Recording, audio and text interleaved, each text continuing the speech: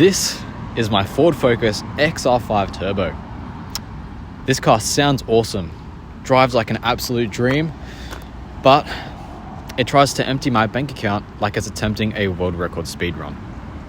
In this video, I'll show you what it's like owning a Ford Focus XR5 in 2025, the wins, the trauma, and what to look out for, and why I don't actually regret it at all.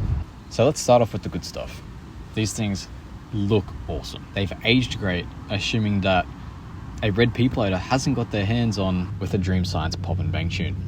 It's got the legendary turbocharged 5-cylinder Volvo engine that feels great, sounds even better, and even does its own cracked aligner mod automatically.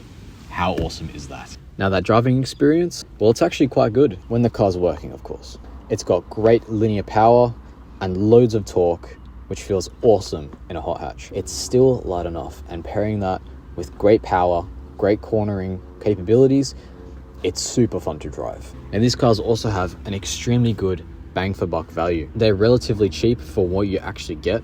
You get a 5-cylinder engine, turbocharged, 6-speed manual, everything you could want in a hot hatch, all for relatively cheap, a great price. Now that's for a good example one, because with a good example one, you can just hop in and drive and have an amazing example of a hot hatch. Not to mention, the community around these hot hatches, especially XR5s, are also great. Although 80% of the ownership of these cars is P-platers, there's still loads of great people that have endless amounts of knowledge on these cars and are willing to help anyone, anytime.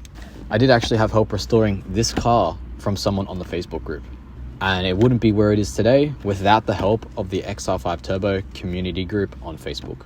Plus, if you love restoring cars, I know I do, the XR5s do need a lot of love. But there's something fulfilling and purposeful about bringing an abused, slightly broken, slightly cursed, awesome hot hatch back to its prime. And that's exactly what I've done with this one. And I don't regret a single thing.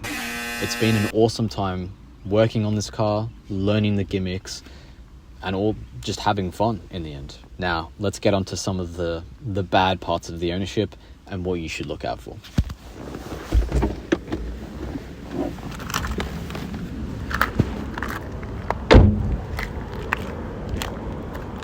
Unfortunately, this is the part where you and your wallet will spend some quality time crying together in a corner. In my time owning this thing, I've had to replace quite a few things. To begin with, an entire engine. So this is a second-hand engine, not the original. The coolant reservoir, because Ford thought it was a good idea to put one of the most crucial fluids in these engines in a plastic bottle. Silicon coolant hoses like these blue ones you can see, because I like my hoses like I like my women. Lots of silicon. New engine mounts, a new clutch, drive shafts, cleaned injectors, new sensors like O2 sensors, which is fine because they're maintenance items. A gear knob, yeah, a gear knob. Better conditioned seats because the original ones were quite ripped and worn. And just quite a few cosmetic things. There's probably been some things I've missed that I've had to replace, but you know, you lose track after a while. At the end of the day, you could technically say I bought more of a rolling shell with some tasteful added extras to it. But you know, most importantly, what should you be looking out for when you're actually going to buy one of these things? Well, make sure definitely that it's up to date with its services and maintenance, because that's a huge one for these cars. Making sure the major service has been done, including the timing belt, water pump, and those type of things. If you don't replace the water pump in time, they can actually fail and can cause catastrophic engine overheating.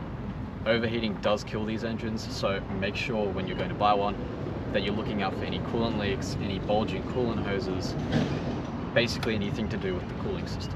Drive shafts on these are also a very common fail item, so if you hear any screeching noises, any weird noises when you turn the steering wheel, or the steering wheel vibrates or shakes when you're driving, that's more than likely the drive shafts on their way out. But all in all, just do the common checks, make sure the services are up to date, make sure the water pump, the timing belt has all been replaced, and overall, if it's been well looked after, it's been well maintained, these cars do last a while, and they're a load of fun. They last ages when cared for properly, and you can't go wrong with it.